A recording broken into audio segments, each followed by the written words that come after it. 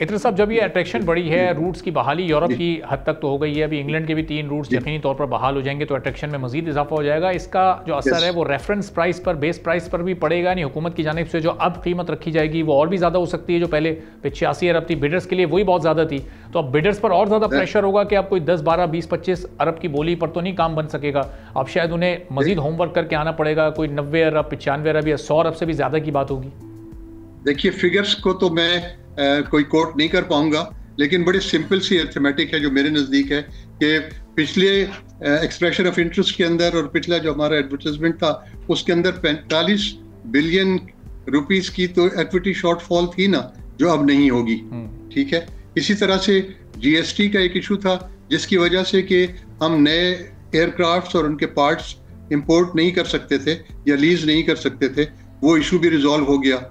इस इशू के रिजॉल्व होने की वजह से एक बड़ी इंपॉर्टेंट जो इम्प्रूवमेंट आएगी वो ये है कि हमारे तकरीबन 33-34 एयरक्राफ्ट्स हैं पीआईए के पास, उनमें से तकरीबन 16-17 एयरक्राफ्ट्स ऐसे हैं कि जो ऑपरेशनल नहीं थे for want of repairs and maintenance etcetera.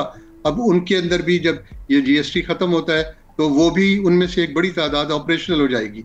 तो जो पीआईए का जो फ़ज़ाई बेड़ा है उसकी तादाद, ऑपरेशनल फ़ज़ाई बेड़े की तादाद जहाज़ों की जो है वो बढ़कर 17-18 से मैं समझता हूँ कि 25-26 तो हो ही जाएगी। सही। तो ये एक, इसकी वजह से एक इम्प्रूवमेंट आनी चाहिए।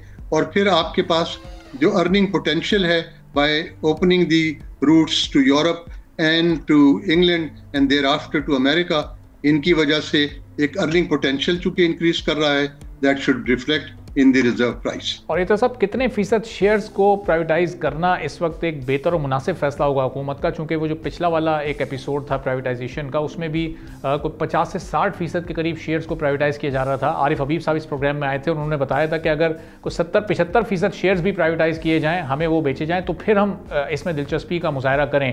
लेकिन अभी भी हुकूमत अपना स्टेक बरकरार रखना चाहती है, तो कितने फीसद ये शेयर्स को फ़रोख्त और फिर उसमें जो तैयार हैं 33-34 वो सब, और फिर उसमें वो प्रॉपर्टी भी शामिल होगी जो कि इस वक्त पीआईए की मिल्कियत है, अगर एक स्मूथ आपको प्राइवेटाइजेशन करनी है?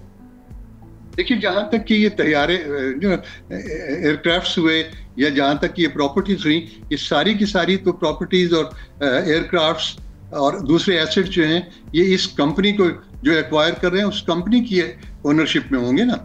और ये जो सवाल है आपका, ये इंपॉर्टेंट सवाल है कि कितनी वो की जाए, परसेंटेज डिसइन्वेस्ट की जाए।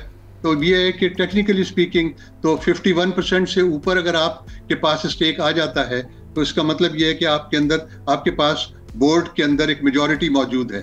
लिहाजा मैं ये समझता हूँ कि anything between 51, anything above 51 and let's say 70-75% should be acceptable to the bidders. Subscribe करें और बेल दबाएं ताकि कोई खबर रह न जाए।